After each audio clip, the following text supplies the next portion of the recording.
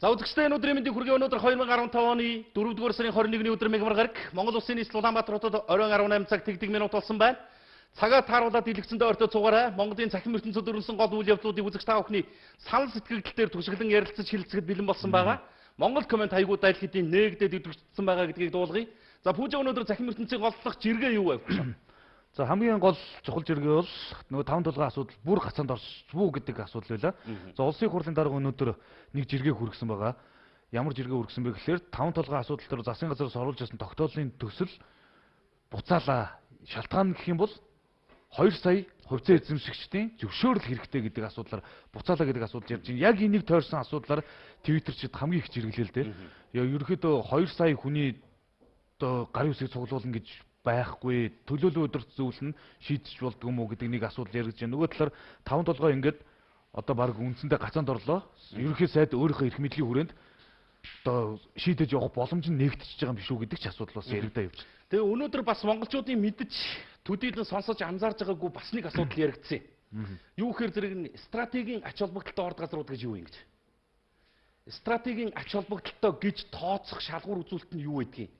Ямар ордуудыг стратегийн орд газар гэж ач холбогдлын хувьд авч үздэг юм бэ гэдэг асуудал дээр нэлээд бас ярьдсан. Би өнөөдөр өөрөө ч мдэггүй нэг зүйлийг бас санамсаргүйгээр анзаарсан байхгүй. Яасан уу гэсэн чинь Монгол улс стратегийн ач холбогдолтой орд газрыг бүртгэхдээ тухайн лицензийг эзэмшиж байгаа компани өөрсдийнх нь ирүүлсэн санал дээр түшгэлдэг. Өөрөөр хэлэх юм бол Ховд аймгийн цэцэг сумын нутагт үйл ажиллагаа явуулж байгаа Мон Эко гэдэг одоо нүүрсний уурхай байлаа гэхэд тэр компани удирдлагууд манай уурхайн нөөц нь Монгол улсын хуулийн заасны дагуу стратегийн ордод хамрагдах чагсаалтанд багтахааргүй баг нөөцтэй байна гэдэг саналыг ирүүлчихээр тийм байна гэж бүтгэдэг. Нэг ийм сонин тогтолцоо. Хоёрдугаарт нь өнөөдөр энэ 5 толгой тойрсон асуудал дээр бид нарыг бас ингэж маргалдаж мэтгэлцэж байгаа хооронд үүссэн нэг нөхцөл байдал юу гэхээр зэрэг гадны хөрөнгө оруулагчид дэлхийн томоохон хэвлэл мэдээллийн агентлагуудад түрүүчээсээ мэдээлэл ярилцлага өгөөд эхэлсэн байгаа. Бид буцнаа болиё гэж. Парламентын спикер нь ийм байр суурийг баримталж байгаа тохиолдолд Монгол улсад хөрөнгө оруулах гэж ирэх бүр захын одоо тийм тэнэггүй байхгүй болчихж байгаа. Гэх мэтийн асуудлууд өнөөдөр ерөнхийдөө захин ертөнцийн халуун сэтгүүд байсан илүү сайхан дэлгэрүүлээд үзэж та бүхэн дуулгая. Монгол комент нэвтрүүлгийн эрхэм мөрөө байдаг урайгүйгээ хэлээд эргээд студид толбогдно цөмөрөө. Монгол комментэд нэгтгэе. За эхний мэдээллийг шууд халуун дээр нь ярьч. Ямаа нэмэх халуун дээр. Залуузкомоос онцлон улсын хурлын тамгын газар 5 толгойн тогтоолын төслийг буцаасан өнөөдөр. Буцаах үндслэл шалтгаан нь пүүжигийн хэлдэг тэр асуудал байна. 5 толгой ордоос Монгол улсын 2 сая гаруй иргэн 1072 ширхэг хувьцаа эзэмшдэг. Тэгэхээр энэ төслийг явах уу, болох уу гэдгийг шийдэх эрх нь гагцгүй тэр хувьцаа эзэмшиж байгаа 2 сая иргэнд байгаа гэдэг ийм мэдээллийг Монгол улсын их хурлын дарга Замдаг хүүгийн их хурлд хэлсэн. Ингээд 5 толгой төсөл чуулганы хуралдаанд орж ирсэн даруйда буцсан. Сайхан байна. Бас нэг тийм омгшил төрж штэ. Бид нар чинь баялагийнхаа эзэн юм байна. Бас ч гэж те. Янз янзын хууль журам батлахад, төсөл хилцэхэд, хөрөнгө оруулалтын асуудлыг шийдэхэд оролцоотой юм байна гэдэг тэр бодлоо омгшлоо бодохоор их сайхан санагдаж байгаа юм. Гэхдээ хизээнээс эхлэх ингэдэг болсон юм бэ гэдгийг бодохоор их сонирм. Хизээ ард түмнийхээ үгийг сонсдог байсан. Хизээ та нар иргэдээсээ санал асуудаг байсан. Оюутлогоо дээр асуусан юм. Төмөр замын төслүүд дээр асуусан юм. Петрочайна дээр асуусан уу? Асхт дээр асуусан уу? Кожгов дээр асуусан уу? Уран дээр асуусан уу? Яагаад өнөөдөр улсын их орон чин эдийн засгийн хувьд гал алдахад бэлэн болсон байж байгаа энэ үе дээр ийм улс төр хийгээд эхэлж байгаа юм бэ? Тэгэд хизээ тэр 2 сая иргэний гарын үсгийг цуглуулах юм. Надад юу гэдэг бодол ойлголт төрсөн үү гэхээр зэрэг их хурлын дараагаар инкулт гэдэг хүн би сууж байгаа нөхцөлд 5 толгой явна гэж байхгүй шүү гэдгийг л их боловсноор хэлж байгаа юм болов уу гэж ойлгосон. Эндээс юу үдэж гин гэж? Энэ төсөл ингээд чуулганы нэгдсэн хуралдаан дээр унахад энэ төсөл 2 сая иргэний саналаар явахаар боллоо гэдэг маань Монгол улс хилээ хаалгасантай адилхан болж байгаа. Утга нэг болж байгаа. Монгол улс хилээ хаалгасантай адилхан болж байгаа. Цаашлаад Монгол улсын эдийн засгийн ирээдүй бүрхэж байгаа. Хойто 2017 оноос эхлээд бид нар ч нөгөө алдартай Чингис Самуравондынхоо хүүг төлж эхлэв шүү дээ. Үндсэн зээлээ төлж эхэлнэ. Юугээрээ яаж төлөх юм? Иргэд энэ төслүүдийг хилэлцээд, ярилцаад, хэрийг угаагаад цааш нь явуулахын эсрэг байгаа гэж бити ойлгоо. Ууд уурхай салбарыг зогсоогоод ингээд таг бариа байж байгаа чинь ард түмэн дэмжиж байгаа гэж бити бодоо. Зөв замаар нь явуулаач гэдэг л нэг л юм байна. Зөв замаар нь явуулаач. Оюу толгой шиг бити явуулаач. Гэрээ үзгэлсэн цөөн хитэн хүн үнэмлэхүү баяжаа тасраа алгуулдаг. Ард иргэдэд тест хусамж наалддаггүй ийм замаар бити яваач гэдэг л нэг л зүйлийг л хэлж байгаа юм байхгүй да. Одоо яг энэ дээр бас нэг өөр гаргалгаа орж ирж байна л да. 4 сарын 6-ны өдөр улсын хурлын хаврын чуулганд нээлттэй хэлсэн. 4 сарын 5-ны амралтын өдөр Монгол улсын ерөнхийдөө 5 толгой хөдөлгөд гарын үсэг зурх хэмжээнд л үлдлээ гэдэг зүйлийг мэдгдсэн. Маргааш чуулганы нээлтэн дээр заавал улсын хурлаар хилцүүл гэдэг шаардлагыг улсын хурлын дарга тавьсан. Тэгээд хилцүүлэх гээд ороод ирсэн чинь бид нар хилцэхгүй гэдээ буцаагаад явуулчихж байгаа нэг асуудал байна л да. Тэгэхээр одоо сайхан билег ерөнхий сайд энэ гэрээгээ өөрөө толгой мэдээ шийдэх ихэн нээлтсэн үгүй юу гэдэг асуудал бас ингээд нээлтүүл. Эхнээсээ хэлсэн шүү дээ. Засгийн газар 5-7 хилцээрийг засгийн газар дангаараа хийнэ гэж. Ямар нэгэн алдаа дутагдал гарах юм бол засгийн газар хариуцнаа гэж. Сайхан билег сайд өөрөө хэлээ үстэй.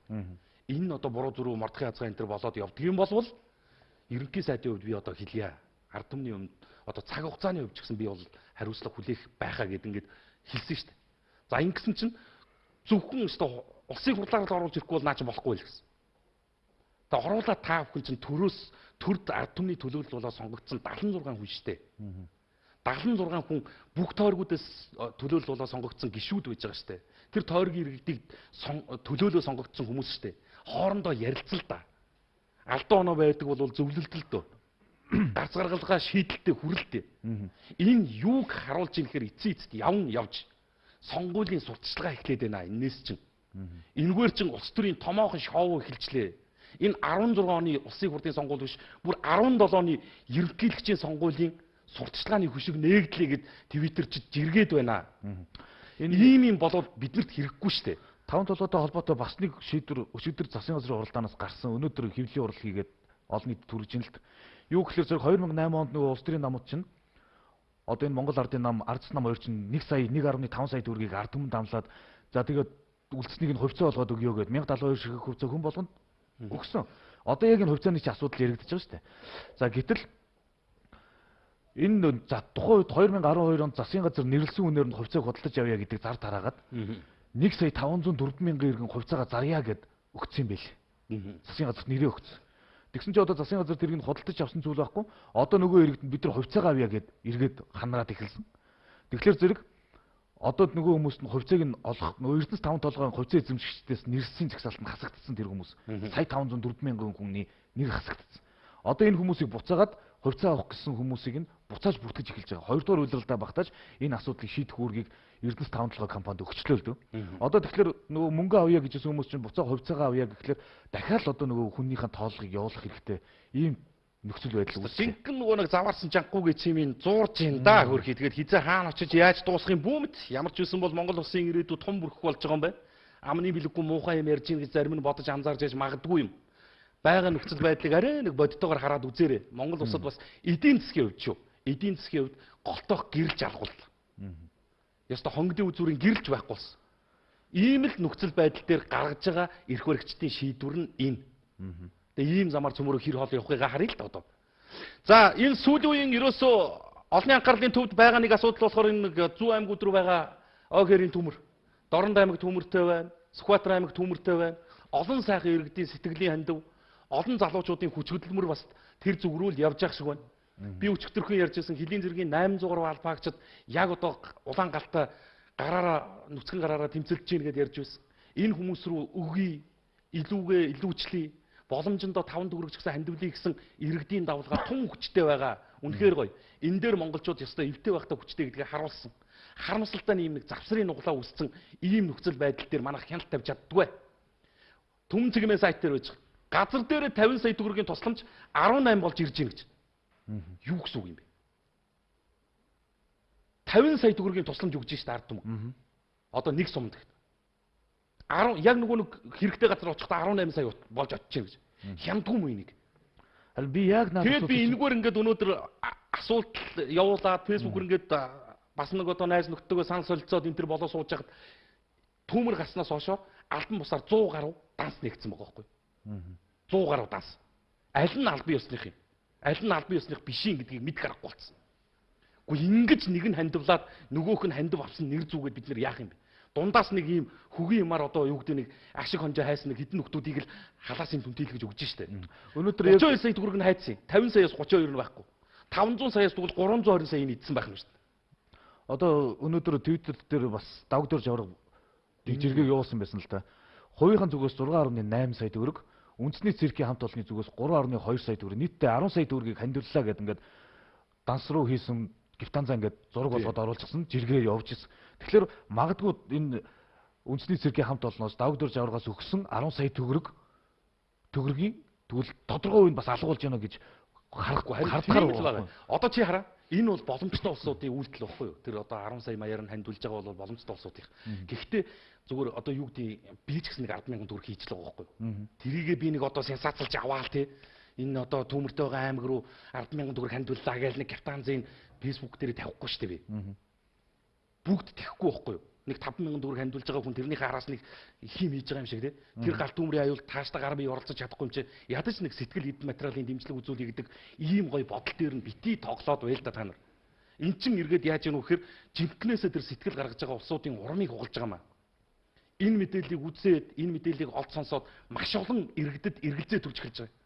Өгөөд ч хэрэгтэй юм уу? Өгөөд тэр түүмрийн газартаа очихгүй бол би энийг өгөөд ямар хэрэгтэй юм? Хамгийн нэг нөхөр төгөх гэж байгаа бол болий ч юм гэдэг ийм л бодол. Бас хамгийн сүүлд ирсэн мэдээлэлээр энэ Сүхбаатар аймгийн засаг дараа Батцуур одоо энэ тусламжийн цуваг авах боллоо гэдэг шийдвэрийг гаргаж байгаа юм билээ. Яагаад гэвэл зэрэг энэний цаана зарим улс төр явагдаад байна.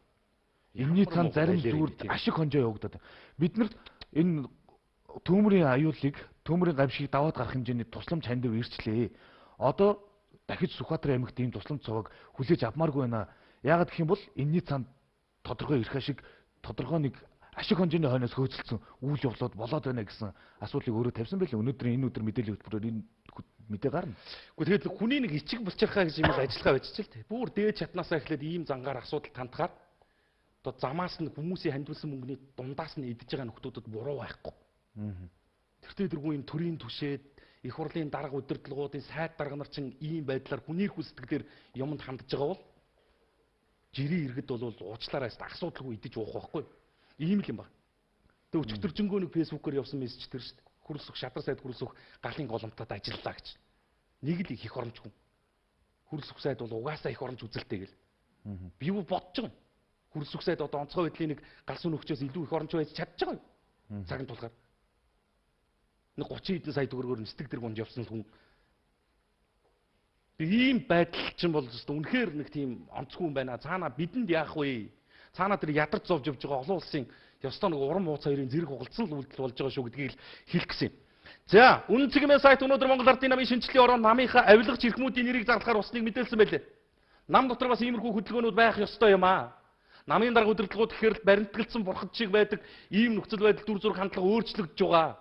Ардчлан нам дотор ч гэсэн ийм хөдөлгөөн холбоод байдаг. Харамсалтай нь бас тэр болгон төдийлөн дуурч чадахгүй бай. Хүний толгой дээрх өвсийг харахаасаа өмнө өөрийнхөө толгой дээрх бухлыг хараа гэж үг үү? Өөрийн чинь намын ах нар та бүгдд үлгэр дуурайл болж явж байгаа нөхдүүд чинь авилгал аваад байх юм бол тэрийг дуугаа өнгөрөөчөөд ардчламынхаа та нар авилгач гэж ярьдаг энэ үзэл хандлагаасаа татгалзах байгаа бол энэ залуучуудыг мундаг байна гэж хэлнэ. Ямар хүмүүсийг нэрлэхийг бол мэдэхгүй юм. Гэхдээ олон нийт бол дотроос дураараа нэрлэнэ.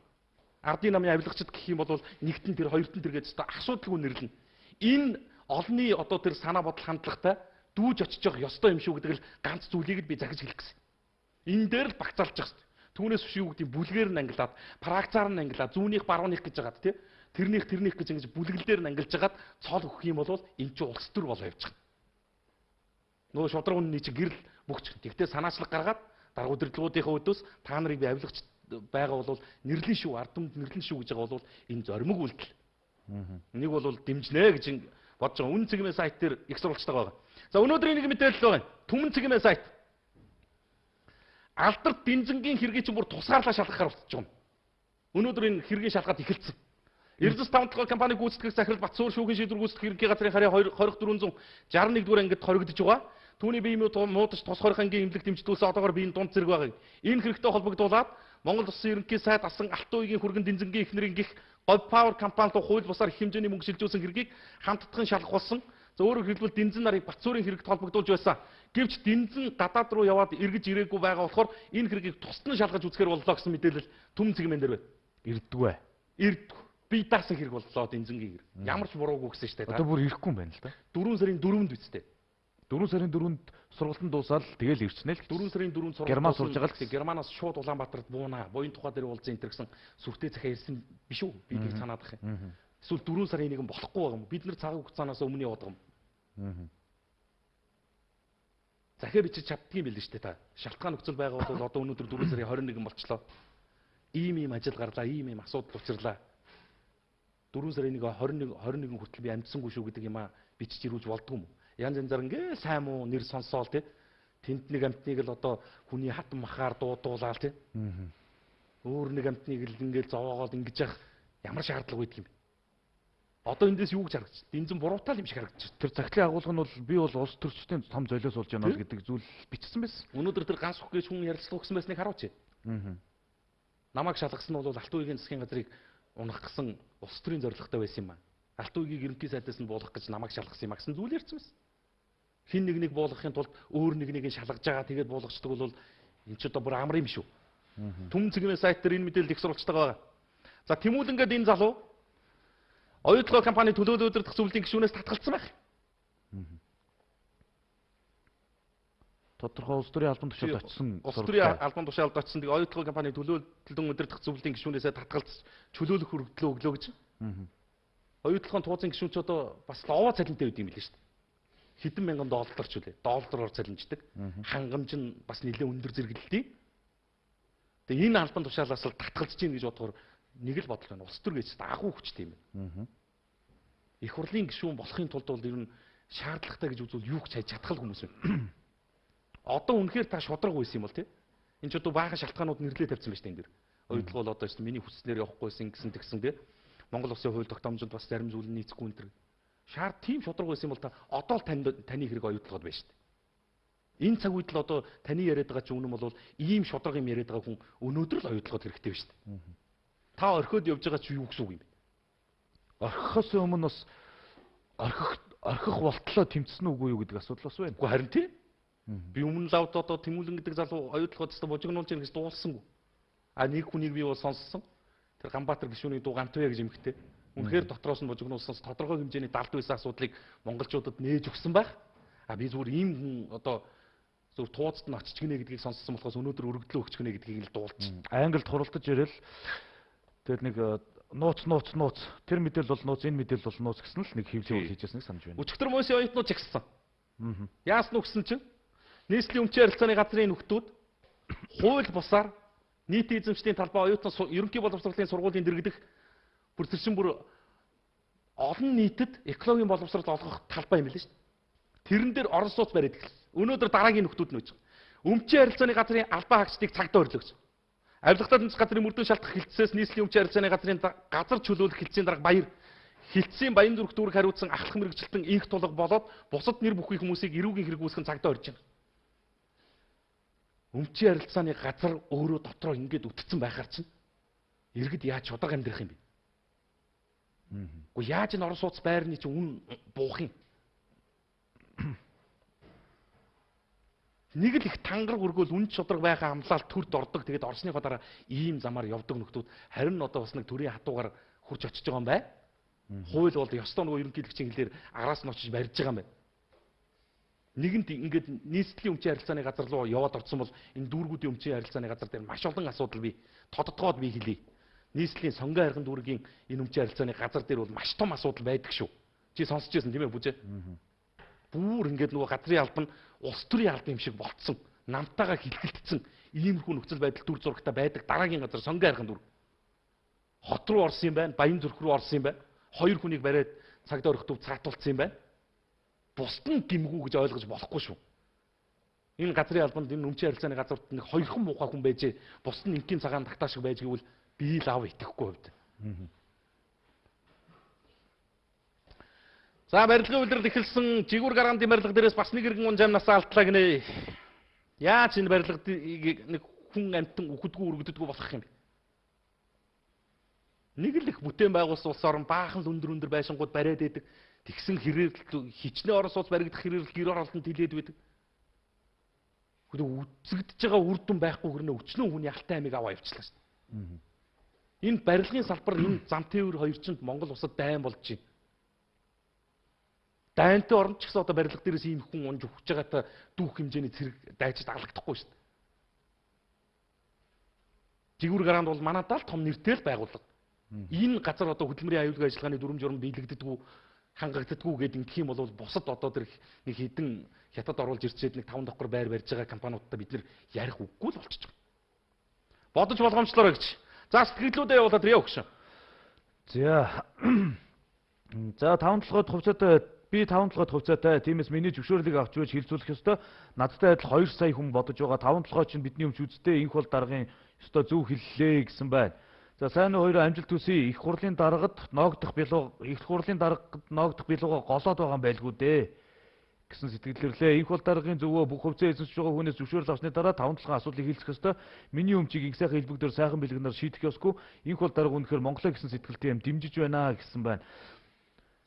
За 2 сая хүнээс гарын үсэг цуглуулна гэдэг тэгэхээр бас нэлээд хүнд ажил болох нь ойлгомжтой. Үгүй энэ хамгийн гол нь юм баггүй юу. Зүгээр л ингэж хэлснээр 2 сая хүний гарын үсгийг аваад ир гэж хэлснээр бусад бүх салбар руу орж ирж байгаа гадаадын хөрөнгө оруулалтыг зогчлоо штэ. Зогсоочлоо. Би хэлээд штэ Монгол улс хилээ хаацантай адилхан боллоо. 5 толгой яах вэ тэгээд 5-ын улс төр болол дуусах нь. Энэ явахгүй нь угаасаа 5 толгойг явуулахгүй юм байна. Энийг бол одоо харлаа мэдлээ штэ. Хамгийн гол нь бусад салбарууд руу орж ирж байгаа тэр хөрөнгө оруулалт чинь уучлаараа болж байгаа байхгүй юу. 2 сая хүнээс гарын үсэг цуглуулна гэдэг нөгөө ард нийтийн санал асуулга гаргахтай хэмжээний баг зардал мөнгө гарах байлгүй. Яг энэ 6 тэрбум төгрөгөөр 2 сая хүмүүсийн саналыг хувьцаа эзэмшигч болгоо очиод гарын үсэг зурх үгүй юу? Одоо Монголдо байна уугүй юу гэл олон асуудал байна л та. Тэгээд за энийг хэлж мэдгүй маа нэг улс төрийн нэг арга мэх залил байлгүй дээ л гэж бодож шүү. За хуучин хувцснаас татвар авах ёстой юу? Төвшөөдөнгийн салбар татвараа төлөөд ав гэх юм аа. Энэ хувь хүмүүсийн бизнес юм шиг байх юм аа. За мен дэрийг албан ёсны хариултыг нь үгүй. Өнөөдөр шинэ журам хүчин төгөлдөр мөрдөгдөж байгаа. 50 кг хүртэлх гадаад улсаас ирж байгаа 50 кг хүртэлх карго ачаанаас татвар авахаа болсон шүү. Таны тэр оруулж ирж байгаа хуучин хувцас чинь 50 кг хүрсэн юм уу юу гэдгээ та нягтлж үзээрэй. Хүрээгүй бол ийм журам мөрдөгдөөд явж байгаа. 50 хүртэл килограмм жинтэй ачаанаас татвар авахаа болсон. Болсон шүү. Та зөвхөн тэр одоо нөгөө каргоныхоо хөлсийг л төлөх юм.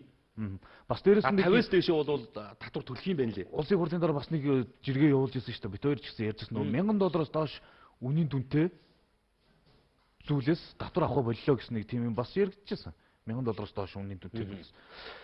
За идэж явах мөнгө мундсан биш энэ мөнгнөөс идээд байхдаа яах вэ? Ямар арчаагүй юм бэ? Хүний өмнөөс ичих чинь ямар том урлаг юм бэ? Сая л мэдэрлээ гэсэн байна. Энэ нөгөө нэг тусламжийн суванаас л ийдсэн бас асуудал баг л та. За бас заавал уншаад өгөөрэй. Сайн уу 20 минут хүргэе. Хүсгэл аймгийн Жаргалан сумын сургуулийн захирал Пүрв Жалаас болж 1000 гаруй хүүхдийн ирээдүй иргэдийн эрх ашиг хохирж байна. Асуудлыг яагаад хойш нь тавиад байна вэ гэсэн байна. Ямар асуудал болж байгааг мэдэхгүй шүү дээ. Тодорхой баримттай нь бас явуулах зүгээр байгаа. 5 толгой, оюу толгой өөр юу ч байдгийг бүгд бидэнд үр өгөөжгүй ийм муу гэрээ хийн гэдэг бүгд их хурал засгийн газрын гишүүдийн баяжих бусад их гүрнүүдийн тэр бомтонгуудтай өрсөлдөх өмсөж идэл зүүж байгаагаараа гайхуулах гол шалтгаан болж байгаа нь тодорхой байхад бид зүгээр л яриад хараад суух нь зөв юм болов уу? Бүгд нэг ийм хандлага байна заяа. Саяны сэтгэл дээр би хэлээ л да зүгээр иргэдийн нийтлэг бодол юм. 5-7 гэрээг засгийн газар хилцээ дангаараа хилцээ шийдээ явах юм бол засгийн газрын тэр гэрээ хилцэлд одоо гарын үсэг зурж байгаа сайдууд баяжна. Их хурлаар ороод явах юм бол их хурлын дараагаас эхлээд одоо хүмүүс бялуу хуваалтанд өртөх юм байна гэдэг бодол. Энэ ард түмэн гэдэг бол бүр хол цаашаа. Нөгөө нэг яг үннийг хэлэхэд нөгөө 2 сая нөгөө гарын үсэг зурх гэдэг 2 сая иргэн тэр бол зүгээр л үлгэр. Энэ бол зүгээр лооцсон. Түр гацаах гэсэн зүгээр гацаах гэсэн арга. Өөр юу гэдэг юм те? Ингэж та нар одоо 2 сая иргэний гарын үсгийг авчир гэж байгаа тэр 5-7 төмөр зам дээр нь орж найрлах гэж байгаа юм уу? Ямар ч хандлага байж болно. Надад хардах хэрэг биш те. Ийм хардлага төрж байгаа. Олон нийтийн дунд тийм л сэтгэлгээ төлөвшсөн. Засгийн газар хилцэх юм бол засгийн газрынхан баяжих юм байна. Их хурл хилцэх юм бол их хурлынхан баяжих юм байна. Та нар ингэж л одоо иргэдэд итгэл үнэмшил төрүүлжлээ л. За энэ төмрийг ардсан нам болон 5 толгой оюу толгойн асуудлаас ард түмний анхаарлыг сарниулах гэсэн арга байх уу? Ардсан намынхан гал тавьсан байх уу гэсэн байна. За арай ч ингэж бас бариг тэгэж улаахгүй л үү дээ. Тэгэж улс төржигч бас дэмий бах уу? За шин техникийн захын ажлыг хийсэн мөнгийг өгөөч. Батүл дарга улс хүмүүсээр ажил хийлгээд мөнгө өгөхгүй жил боллоо. Иргэддээ өөрсдөө хямралд оруулаад байх юм аа гэсэн нэг. Би яг өчигдрийн дугаар дээр хэлсэн шүү. Шин техникийн зах барихад газрын дуудлага худалдаагаар 3 тэрбум 346 сая төгрөг олсон гэж. Хүн ажилуулсан бол өгөх мөнгө нь тэднэрт байгаа гэж би маш тодорхой хэлсэн шүү. Мөнгө байхгүйгээ буцаагаад байна гэдэг байгаа үз наяр гэж чинь. Цалингаа авъя гэхээр мөнгө байхгүйгээ буцаагаад байна гэж. Байгаа. Хүсэлгүй л бай. Нүү үйл ажиллагааны жигдрээгүй. Нөгөө нэг 10 сарын 1-нд өнгөрсөн оны 11 сарын 1-нд нүг очсон байх хэвээр техникийн зах нь одоо бак байдгаар байж байгаа болохоор ингээл гацааж байгаа хэлбэр. Мөнгө нь байгаа юм байна лээ. За надад нэг санал байна. Зөв буруу сайн мэдэхгүй байна. Ямарваа нэг байгалийн гамшиг цас бороо галт төмөр гэх мэт байгалийн гамшигуудад өндөр хяналтын дор хоригдлуудыг даачиж ажилуулж байвал яасан юм бэ? Улс зүгээр нэг тийжиж явахаар иймэрхүү зүйлүүдэд ашиглаж баймаар байна гэд. За тэгээ хоригдлуудыг одоо энэ байгалийн гамшигыг устгахад ажиллуулах юм бол тэрийг хянах хүмүүсийн зардал гэдээ бас нэг баахан зардал зохиогоод гаргаад ирнэ л дээ. За энд нэг бас нэг мэдээлэл би хүргэжсэн сэтгэлдүүдээ зэгцэлж яах вэ? Ноодор боловсруулах үйлдвэрүүдэд эргэлтийн хөрөнгийн зээл олгоно гинэ. Ноодор боловсруулах үйлдвэрүүдэд 100 тэрбум төгрөгийн зээл олгохоор бол баг гүтээ урт хугацааны зээл 100 тэрбум. Дахиад ноолуурын салбарт яаж хийж байгаа л нэг хэдэн төгрөг салгадаг бол тоо жил тутам. Би бүр гайхаад ойлгохгүй. Өнгөрсөн жил бас ингээл мөнгө өгсөн. Хаана Монголд ноолуур боловсруулсан юм? Өнгөрсөн жил 80-90 мянган ноолуур гарсан шүү дээ. Юуны буян? Муу нэртэй хуудаанстай хитэн хятадуудын буян шүү дээ. Яг үнийг хэлэхэд.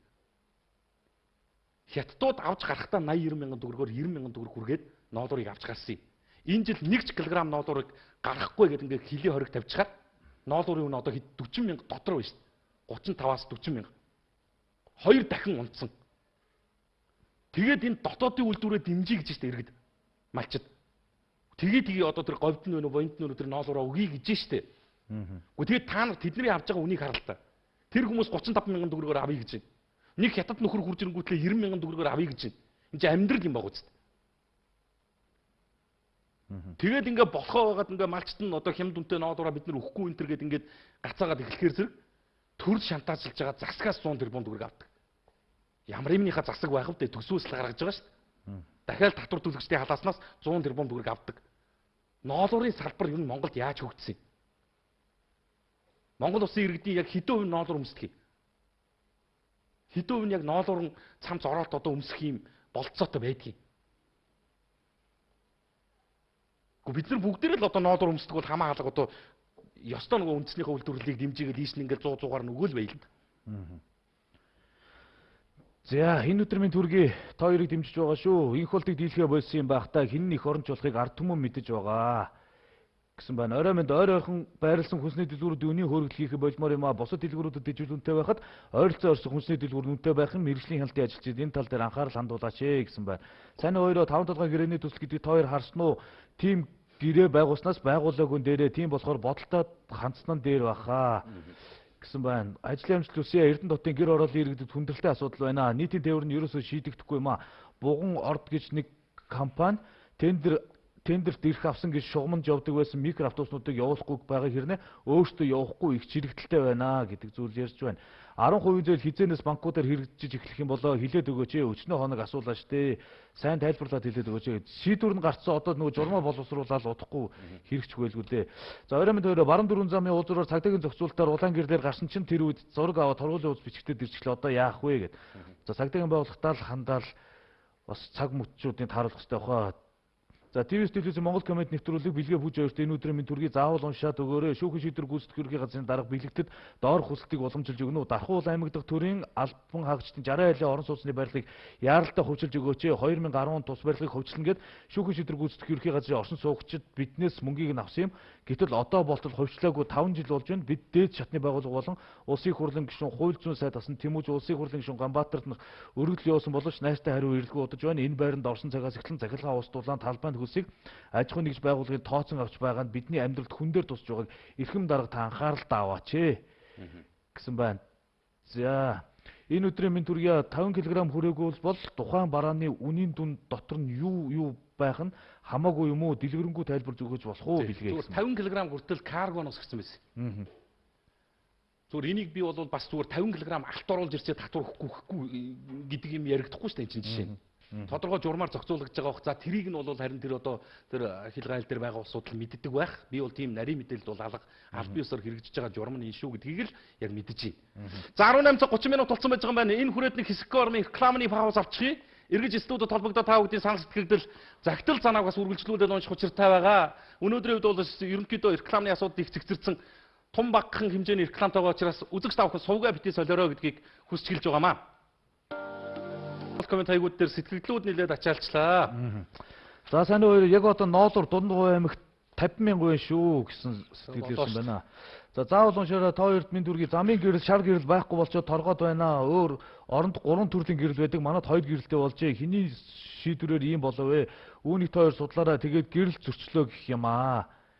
гэж байна. Микрогоо ихсгүүл яасан юм бэ? Автобус хулгай ихтэй байна шүү. Хамаг юм алдаж байснаас микронд 50 суугаад явж байвал дээр юм байна. Нэг их автобус баахан хулгайчтай бас дээр нь камергүй хамаг юм алдаад хэцүү байна гэсэн. Өнөөдөр бас микрочод жагсаад л байлээ. За сайн байна уу та бүхний өдрийн ажилд амжилт хүсье. Манай жолооч нар замын хөдөлгөөнд соёлтой оролцъё. Гарцсан дээр зогсох гэрэл дохиогоо мөрдөх, игнэвээр зөв эзлэж явбал төгжрээч ингэтлээ ихсгүй шүү дээ. Жолооч нар бие биенээ болон зовгон зорчигчтой хүндлэх хэрэгтэй. Бас машин дотроос хогоо хаях нь муухай харагдах юм а. Ухамсартай байцгаая залуусаа бид цөөхүүлээ шүү дээ. Монголчууд минь гэсэн байна. Бас дор бүрнээ сонсоод хүлээгэл авчих хэрэгтэй. За Монгол улсад хэрэгждэг хууль гэж байна уу? Хөгжлийн бэрхшээлтэй иргэдийг ажлын байраар хангана гэж ярих юм а. Яг яваад ажилд орё гэж яваад очихлоор очихоор авах боломж байхгүй гэд байх юм а. Хөдөлмөрийн хууль, хадгаламжийн хуулиуд дээрээ заасан л байдаг юм байна лээ штэ. Гэсэн мэт л тодорхой хуваараа бас хөгжлийн бэрхшээлтэй иргэдүүдийг ажилд оруулна гэсэн юм байт юм байлээ. За ноолоор хямд ямар даварцсан байна? Ноолуурын хувцс үнэтэй байж ингэж болохгүй үсттэй. Гэсэн байна. Оюутны тал яасан бэ? Хэрэгтэй байна шүү гэж асууж байна. За энэ хിവэрэ Монгол улс маань тун удахгүй иргэний дайнд шилжээд тэгээд тэрийг нь зогсоох нэрээр нэг их гүрэн цэргээ оруулаад тэгээд эзэн суух байхтаа хөөрхий энэ маягаараа бидний их орны мөхөл ойрцоор л ах шиг байна шүү гэд. Харин бас тэр нь ч юу юм зүгээр. Бас бодож болгоохгүй бол асуудал байна. За энэ нэг яралтай загтал байгаамаа. Монгол коммент бэлгээ бүжээ хоёртой энэ өдрийн мэндийг хүргэе. Орлон Жавогтой болдоо. 1963 онд төрсэн 52 настай. 2014 оны 7 сард гэрээсээ гараад одоо хүртэл сургаггүй. Гэрээсээ гарахдаа зууны хувцастай гарсан сэтгцийн өвчтөй солирдуунуудтай дугуй шардуу царайтай өндөр нь 167 орчим сантиметр. Энэ хүнийг үдсэн харсан мэдэх хүн байвал доор хуцаар холбоо барина уу? 91 59 55 тэгнэг 91 15 31 35 дүүргүүдийн цагдаагийн хилцэд мэдэгдэнэ үү? Ах Гамболд дүү Саран туяа гэж байна. Сонгойрхон дүүргийн 8 дугаар хороо Зүүн баян цагааны 5 дугаар гудамж 24 тоот гэсэн загтал бичиж ирүүлсэн юм байна. 14 оны 7 сард гарсан гэхэр ч одоо жил болчихж байгаа юм шүү дээ гараад. Бараг жил болж байгаа. Наадмын үеэр явсан. За ийм хүн байгаа юм байна. 167 орчим сантиметр өндөр нуруутай. Ийм эрг одоо гэрээсээ гараад бараг жил шахуулсан. Энд чинь бас тэгээд нэг юм яриад байгаамаа. Нэг үздэг хардаг усудаас асуусан чинь өмнө зүг рүү гээд байгаа юм тий. Тэгээ 100 ур зүгрүүл нэг малчин айлд байна гэсэн зүйл яригдж хэлсэн гэсэн. Өмнөж байдаг юм уу? Тэгээ цагдаагийн байгууллага бусад байгууллагуудаас асуухлаар одоо яг ийм хүний одоо ямар нэг байдлаар муугар яхаа те цогц энэ тэр гэсэн юм олдоогүй гэдэг хариултыг ингээд жил гаруйгийн хугацаанд өгөөд байгаа юм бэл. Тэгэхээр ямар ч байсан л байна гэдэл итгэл найдвар төрөөд хөдөө орнуудын үзэгчид бас их үздэг учраас зарлаад өгөөч гэсэн хүсэлтийг ирүүлсэн чинь. За. Тэгээ холбогдно байлгүй хөө.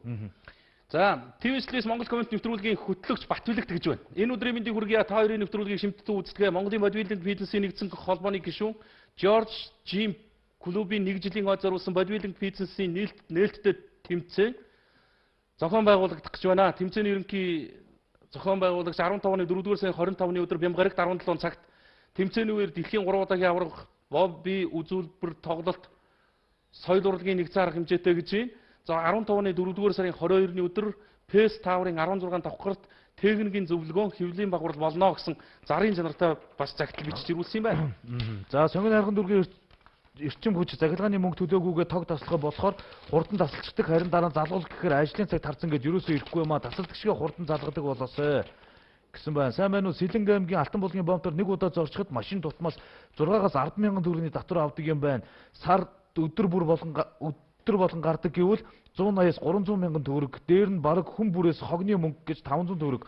Гэхээр овоол мөнгө зулгааж байна. Гэтэл хөрш Орос улбаны улс маань тийм юм байхгүй л байна. Энэ татвар монголчуудаа сөхрүүлэх нь байна шүү дээ гэсэн байна. За, Улаанбаатар улсын хурлын гишүүдэд уриалга гаргах нь Монгол улсаа хөгжүүлэхэд гэр хорооллыг орон сууцжуулахад тэтгэврийн хүмүүсийн зээлийн хөгсчүүл амьдралын боломж муутай хүмүүст барьцаагүй баг хүүтэй зээлээр нэгдсэн журмаар өвлийн байшин хаусанд амьдрыг гисэн хүмүүст боломж олгож өгнө үү? Бид гучруула барилгын төрөл бүрийн мэрэгжилтэй хүмүүс байдаг. Ажил идэвхтэй хайдагч барилгын ажил олддоггүй. Барилгын ямар ч ажил асуудал биш, чанартай хүссэн загвар хэмжээгээр богино хугацаанд барьж гүйцэтгэх чадамжтай хүмүүс. 10 саяас 25 саяд та бүхнийг оролцуулах боломж байна. Төр дэмжихгүй юм аа гэж. 1 тэрбум төгрөгөөр 1 хаус барьж өгнө гэсэн мэдээллийг хараад үнэнхүү бухимдлаа гэнэ. Хүн 10 сая төгрөгөөр хаус бариад шүү дээ. Манайхан 1 тэрбумаар бариад. Тэгээ уриалга гаргасан дам бовгтой тунгалаг гинэ. Тэгээ барилга бот байгуулалтын сайд Цогтбаатарт бол онцгойлон анхааруулж хэлж өгөөч гэсэн ийм загтлыг бичижирүүлсэн. Аа. За сайн байна уу? Жолооны үнэмлэхийн ангилал ахиулах гээд сарын өмнө өгсөн юм а. Тэгсэн одоо 7 сар хүртэл үнэмлэх хэвлэхгүй гэж ярих юм а гэсэн байна. 7 сар хүртэл юу н үнэмлэх хэвлэхгүй гэсэн төр үнэмлэхээр явах юм бэлээ. Шинээр жолооч болж байгаа жолооны үнэмлэхийг авах гэж байгаа хүмүүс бол 7 сар хүртэл бол ямар ч гэсэн үнэмлэхгүй л явах юм бэлээ. Дахиад нөгөө тендер шалгаруулалт хэвлэх компаниа сонгон шалгаруулах энэ үйл ажиллагаа явагдах юм байна. За 50 тэрбумаар 50 хаус барихын оронд 2500 залуу өрхийн 8% зээлийг шийдмээр байна. 100 сая зээл авах залуу өрхүүдийн зээлийн 20% нь төр дээрх мөнгөөр батлан даахад 2500 өрхийн зээл шийдэгдэх боломжтой болно гэж. За зээнх бол худлаа нөгөөдүүл нь буруутахаар өөрийгөө илүү гэж бодож тийм санал гаргаж байгаа юм. Яг л бусадтайгаа адилхан амтэн шүү дээ хөөрхий гэсэн байна. За сүүлийн үед ард нийтийн санал асуулга гэж их ярих дуртай болжээ. Ард иргэдээ асууж байгаа тэдний саналыг авч байгаа сайхан харагдаж байгаа боловч цаана бид ард иргэдээс асуусан гэдэг асуудлаас мултрах арга олж байна уу гэж харагдаж байна. Эхлээд эрх зүйн орчноо бэлдэх хэрэгтэй үсттэй. Маш зөв санаачлах гарч ирж штэ. За энэ хүрээд өндөрлөе. 18 цаг 46 минут болсон байна. Монгол комент нэвтрүүлэгтээ нийлсэн, нэгдсэн, санал сэтгэгдлээ, загтал санаагаа бичсэн, ирүүлсэн бүх үзэгч та бүхэндээ баярлалаа. Мегмар гарагийн Монгол комент нэвтрүүлгийн түрээд өндөрлөж байгаа. Маргааш 5 гараг 18 цаг тэгдэг минутаас эргэж үзэгч та бүхэнтэйгээ энэ эндэр дээрээс уулзсан. Нэвтрүүлгийг үзэж харах боломжгүй сууд 103.6 радио FM-ийг сонсож бас болох юм шүү гэдгийг дуулгаж хэлье. Монгол комент хаягууд бол нээлттэй үлдэж байгаа. Урайга хэлж байна. За. Монгол комментэд нэгдэцгээе.